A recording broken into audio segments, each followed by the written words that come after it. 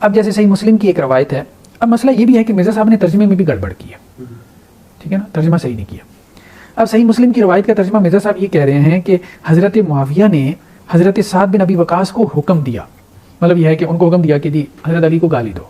اچھا یہ ترجمے میں بات نہیں ہے، لیکن مرزا صاحب نے اس بات کو یوں بنانے کی کوشش کی ہے کہ حضرت معاویہ نے حضرت سعد کو حکم دیا، ٹھیک ہے۔ اب کس چیز کا حکم دیا؟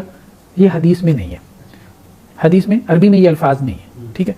خیر یہ ترجمے میں یہ الفاظ یہ بھی نہیں لے کے آئے، لیکن یہ جو ترجمہ کیا نا حکم دینے کا، یہ بھی غلط ہے، کیونکہ اس سے بھی ایک تاثر آتا ہے کہ جیسے گالی دینے کا حکم دیا۔ تو ہاں اگلی بات ٹھیک ہے کہ حضرت معاویہ نے ان سے پوچھا حضرت سعد سے کہ آپ کو ابو تراب کو، اب یعنی حضرت علی کا لقب تھا ابو تراب کو، گالی دینے سے کس بات نے روک رکھا ہے؟ سوالیہ انداز میں پوچھا۔ یہ تو مرزا صاحب نے ترجمہ کیا صحیح مسلم کی روایت کا۔ اب ہم درود پڑھنے والے ہیں اور گالیاں کھانے والے ہیں، کیونکہ آپ کے بزرگوں نے ہمارے بزرگوں کو بڑی ممبروں پہ گالیاں دی ہیں، نعوذ باللہ من ذالک۔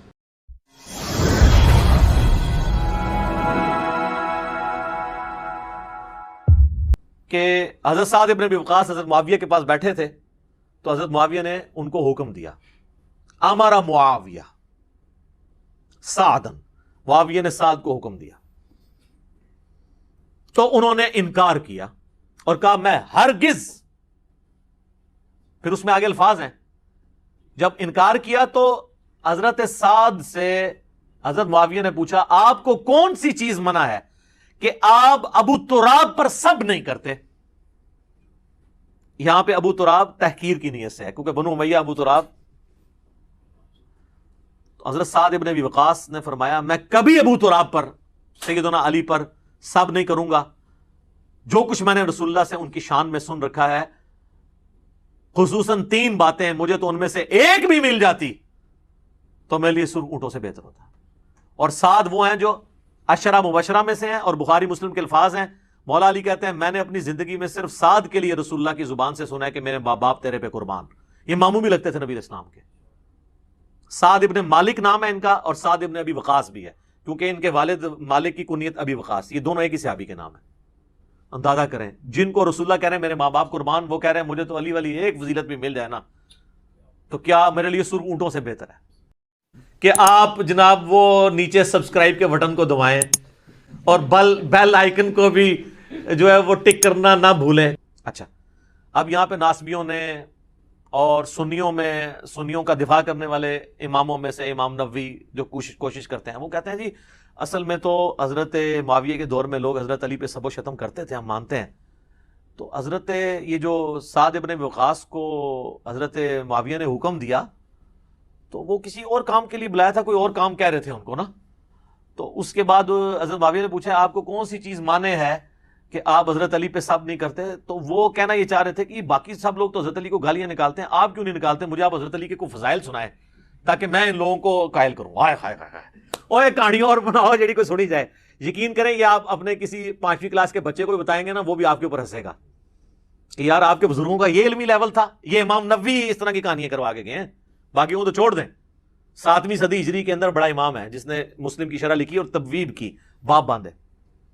اچھا بہرحال وہ ہمارا معاویہ کے بعد ہے کہ معاویہ نے حکم دیا اور سعد ابن ابی وقاص کہہ رہے ہیں کہ میں کبھی بھی یہ کام نہیں کروں گا، تو اسی کا حکم دیا تھا جو مرضی کر لیں۔ بہرحال ابن تیمیہ کو داد دینی چاہیے، ابن تیمیہ نے مسئلہ حل کر دیا۔ ابن تیمیہ نے شیعہ کے رد کے اندر منہاج السنہ لکھی ہے، جو اہل حدیث دیوبندی ایون بریلوی بھی پیش کرتے ہیں، اردو ترجمہ بھی ہے اس کا، عربی بھی ہے۔ انہوں نے شیعہ کے جو اعتراضات نقل کیے ہیں نا، ان میں اس مسلم کی حدیث کو بھی نقل کیا ہے۔ وہ اعتراض تو وہ اس سے خلافت کا رزلٹ نکالتے تھے نا، تو انہوں نے اس کا رد کیا، لیکن انہوں نے نا اس حدیث میں خود سے الفاظ ڈالے ہیں جس نے انہوں نے یہ بتا دیا کہ یہ واقعی یہ تھا۔ انہوں نے پتا کیا کہا ہے؟ امر معاویہ بسب سعد، حضرت معاویہ نے حضرت علی پہ سب کرنے کا حکم دیا۔ یہاں تو الفاظ تھے نا حکم دیا، سب کے الفاظ انہوں نے سب خود ایڈ کیا، فلنگ دی بلینکس۔ تو فابا، تو اس نے انکار کر دیا، حالانکہ یہ الفاظ مسلم میں نہیں تھے، لیکن ابن تیمیہ نے ایڈ کر کے منصف مزاج ہونے کا ثبوت دیا۔ ایک بار کہہ دینا پھر رحمت اللہ علیہ، ویسے تو میں عموماً کہتا ہوں امام نے تیمیہ المتوفی 728 ہجری، اس پہ بنتا ہے کہ اللہ کی رحمت ہو، اس کی وجہ سے انہوں نے جو تھوڑی بہت ناسبیت پھیلائی ہے، یزیدیت، وہ اللہ تعالیٰ معاف کر دے۔ یہاں پہ انہوں نے حق گوئی کا ثبوت دیا۔ آمین۔ اے بولے جی پرانے انہوں نے دلی چالے تک محبت ہے. اچھا جی, تو حضرت سعد ابن وقاص کہتے ہیں میں کبھی نہیں کروں گا.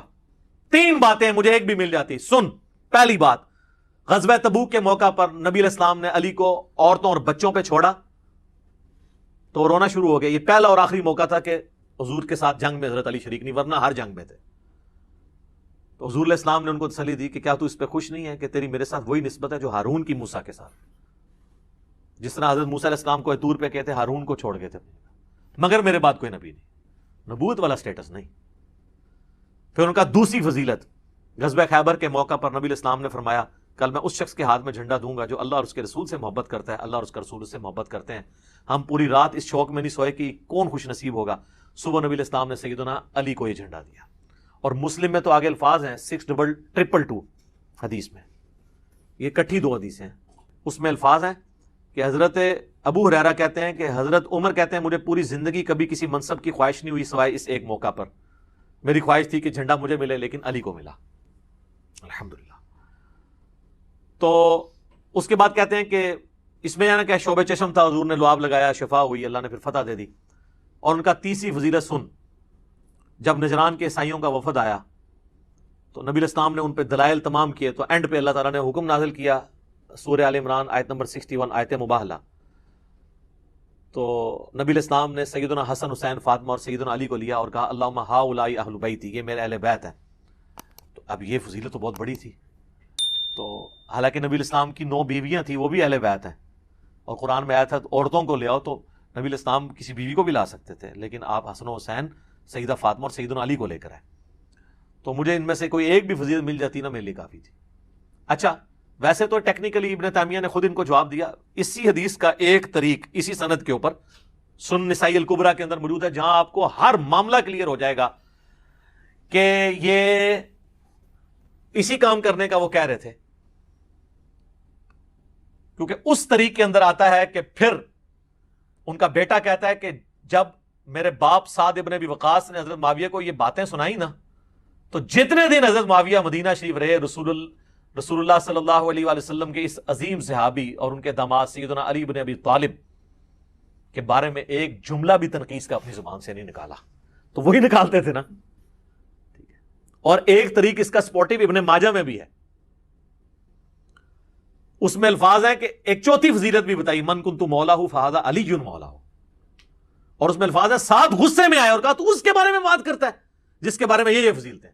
تو غصہ انہی پہ تو کر رہے تھے. اگر وہ فضائل سننا چاہ رہے تھے, آپ آئے نا ہم سے آ کے فضائل سنیں نا, کہ حضرت علی کے کو فضائل سنائیں, ہم آپ کو کھانا بھی کھلائیں گے, غصہ تو نہیں آپ پہ کریں گے. غصہ ہم جن پہ کرتے ہیں انہی پہ کرتے ہیں, آپ کو پتہ ہے. تو کوئی بات کرنے والی کریں.